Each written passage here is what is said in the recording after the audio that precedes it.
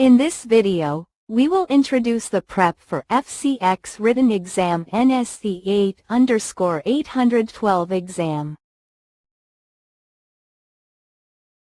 About the FCX certification.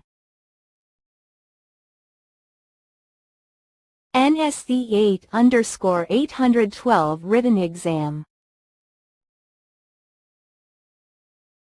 NSE 8_812 exam details. NSE 8_812 exam topics. Exam preparation tips for success. 1. What is the benefit of using FortiGate NSE LAN segments?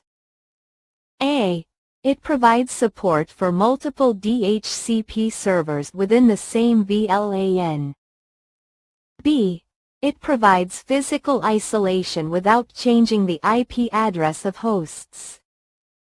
C. It provides support for IGMP snooping between hosts within the same VLAN. D. It allows for assignment of dynamic address objects matching NSE policy.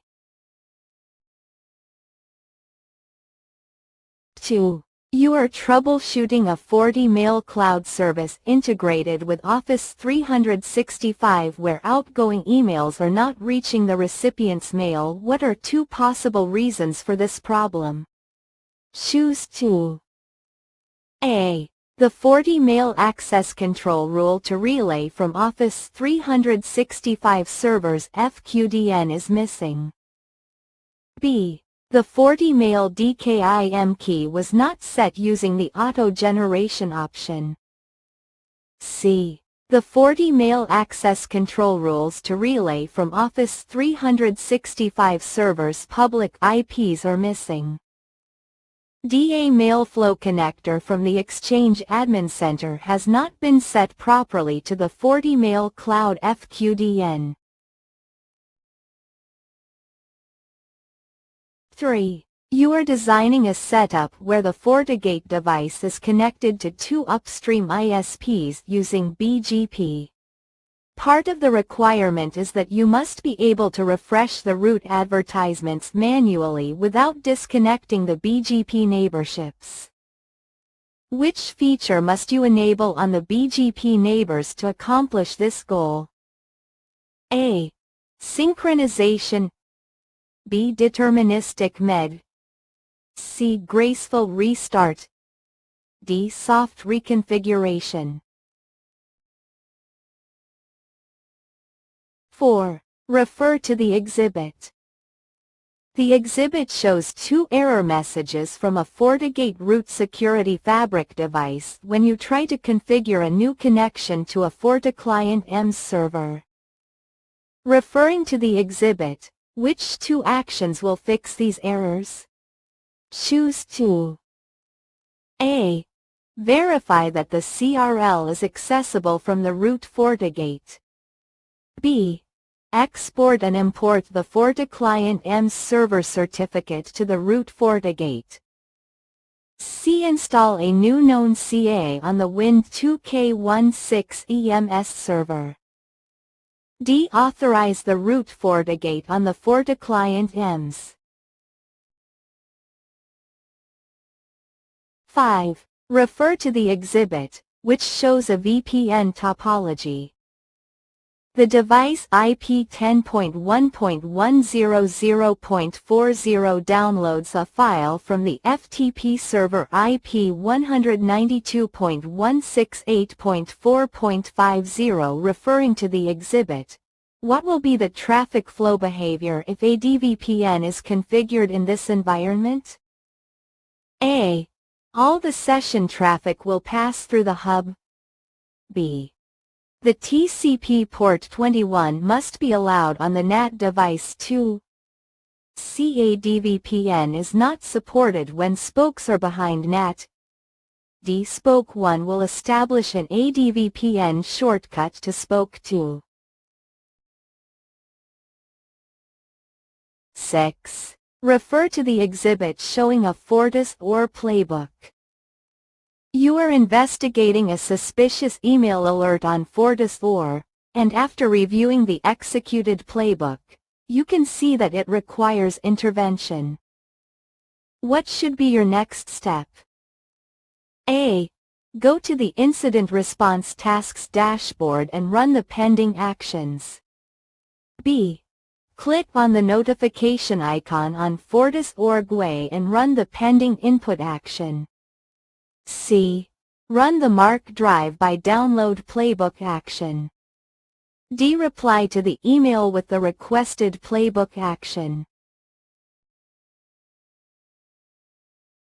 7. Refer to the exhibit, which shows a branch 1 configuration and routing table. In the SD-WAN implicit rule, you do not want the traffic load balance for the overlay interface when all members are available. In this scenario, which configuration change will meet this requirement? A. Change the load balance mode to source IP-based. B. Create a new static route with the Internet SD-WAN zone only. C. Configure the cost in each overlay member to 10. Deconfigure the priority in each overlay member to 10. 8. You have configured a site-to-site IPsec VPN tunnel between a FortiGate and a third-party device, but notice that one of the error counters on the tunnel interface keeps increasing. Which two configuration options can resolve this problem? Choose 2. A. Enable Forward Error Correction, FEC, on the VPN interface for egress traffic. B. Adjust the MTU of the physical interface to which the IPsec tunnel is bound. C. Enable DF-bit honoring in the global settings. D. Adjust the MTU of the IPsec interface. 9. You are running a diagnose command continuously as traffic flows through a platform with NP6 and you obtain the following output. Given the information shown in the output, which two statements are true? Choose 2. A. Enabling bandwidth control between the ISF and the NP will change the output. B. The output is showing a packet descriptor queue accumulated counter. C. Enable HPE Shaper for the NP6 will change the output. D. Host shortcut mode is enabled. E. There are packet drops at the ZOE. 10. Refer to the exhibit, which shows an SD-WAN configuration. You configured the SD-WAN from branch 1 to the hub and enabled packet duplication.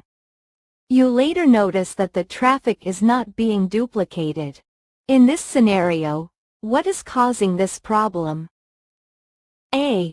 There is a mismatch in the FortiOS version between branch 1 and hub. B. Traffic cannot be duplicated over multiple zones.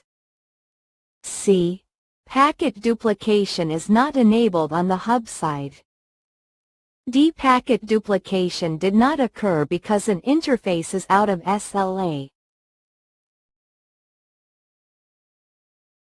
Check the correct answers for each question. Subscribe Passert for more IT exam prep.